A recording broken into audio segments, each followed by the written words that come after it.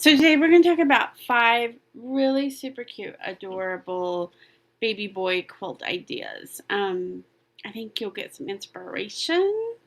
And as always, if you'll just vote for your favorite, I want to know that in the comments. So let's take a look at these. This is number 1. This is like a Swiss cross. If you had scrap fabric, this would be great for that. If you have like a lot of leftover scrap fabric, you could do each cross in a different color.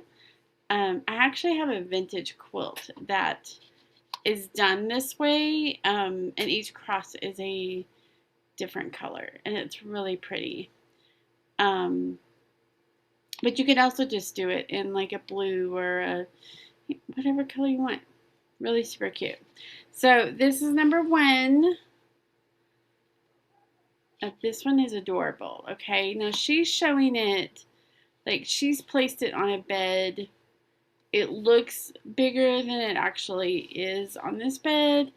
You can certainly, change the sizes because they're just quilt blocks. And so you're making the sweet little airplanes. Like this would be so cute if you've got like an airplane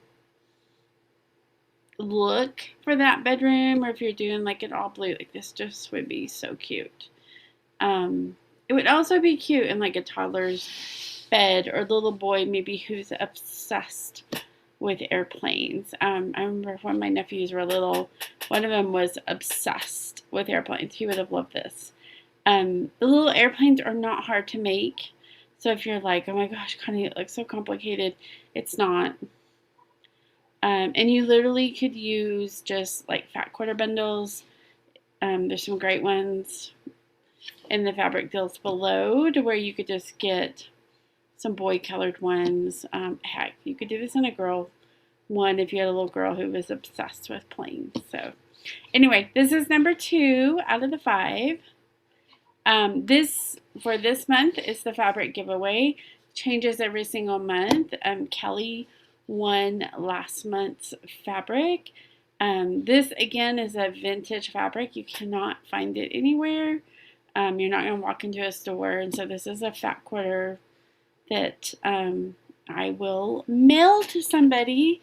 All you have to do is answer the question at the end of my emails. Just hit reply and do that, and you get chances 3 days a week, Monday, Wednesday, Friday. So such a great deal. Okay, look at this one. Now, here's what I want to know from you guys. This is number 3. I haven't looked to see, like, is there a tool that's going to help with those scallops? And here's my other question, because I just haven't done one of these. So I haven't done any, like, scallops or anything like that. How the heck do you keep your seams that straight? Because I love my magnetic seam guide that helps me keep my seams straight. And I just don't see how you would use that on this. So anyway, curious minds want to know. If you've done something similar to this with the scallop, I want to know some tips. I love the look of this. Like this would even be adorable in a girl quilt. I know we're talking boys today, but how cute would this be in pinks or purples? So cute. So anyway, I want to know from you, like what, if you've done one, like what are some tips? Because it's my goal for 2026 is let's try something new. Let's do something we haven't done. And this might be on my list. So anyway, give me all your tips. And your tip may be, don't try it. That I want to know before I cut all that out. Okay, number 4 is just simple rectangles.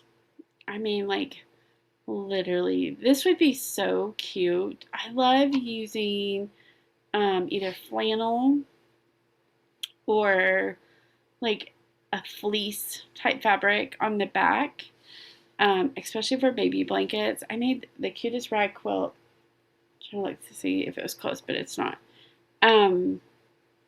And I had a vintage quilt top that just needed to be cut. So I used it on top and then did fleece on the back. It's so stinking soft. So soft and so cute. But this one literally, like, grab a fat quarter bundle or grab a layer cake bundle, and like then everything's coordinated. You don't have to worry about that. Hallelujah. But you could literally do this one in a weekend. I would go through and just cut, like, I probably would put it on a table that I walk by quite a bit and just cut my pieces during the week and then take one day and just sew the heck out of all of this. I think you could totally do this. And the great thing is it doesn't match up. You don't have to match those seams. So literally you can just do your lines. If you're newer, this is a great beginner one. And again, it can be really cute for a girl. Pinks, purples. If you're doing a neutral, like that would be really cute too with some yellows and greens. And you can mix and match. Like literally if you just had probably a half a yard, maybe a yard of leftover fabric, I would use it up. Use it up.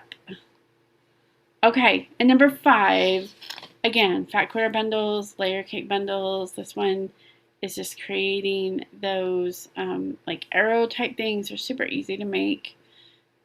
And just creating those blocks.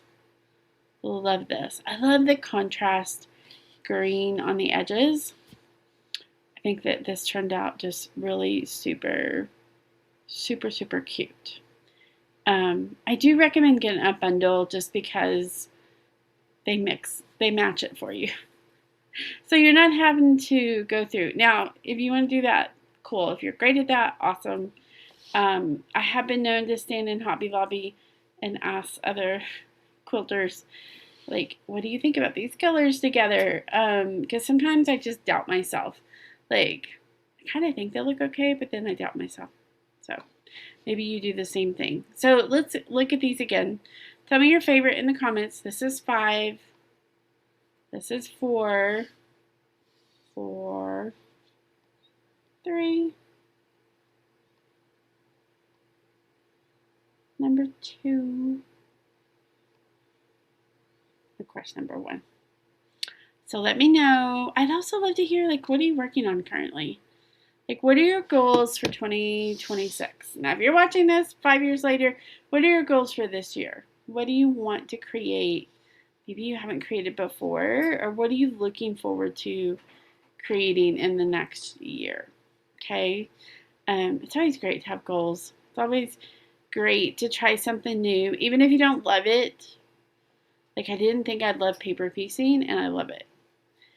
I wasn't sure if I'd love rag quilt, and I love it. So anyway, I just encourage you, try something new, okay? Anyway, have fun, and we will talk soon.